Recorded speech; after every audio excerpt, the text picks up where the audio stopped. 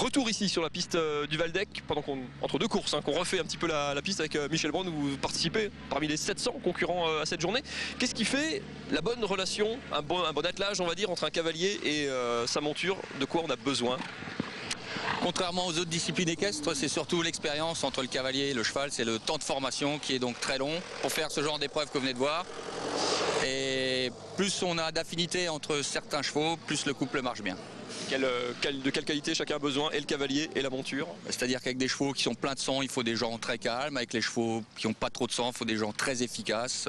Toutes ces relations entre la finesse et la force sont à développer pour le couple.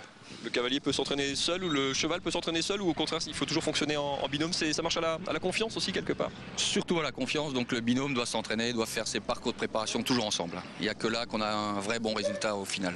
Comment on communique quelque part avec le cheval? Parce que le cheval est en aveugle sur certains obstacles qui sont parfois plus longs. On pense aux rivières, aux auxerres pour simplifier. Les hauteurs peuvent être différentes aussi. Comment on communique au cheval toutes les informations dont il a besoin?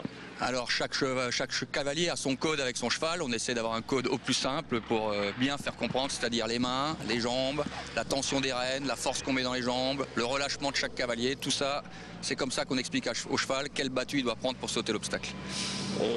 Traditionnellement, on a l'impression que c'est un milieu un peu on va dire onéreux, forcément, parce que la valeur du cheval évidemment compte aussi.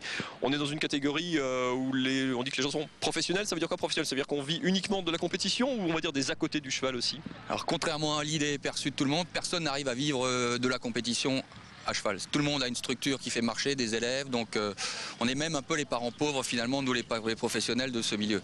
Donc les propriétaires mettent effectivement de l'argent, et nous on essaie de travailler tous ces chevaux, et nous de trouver peu à peu des chevaux qui font ces épreuves-là.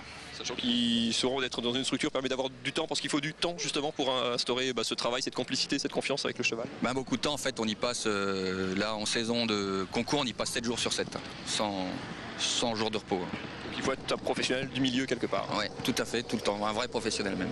Merci beaucoup Michel.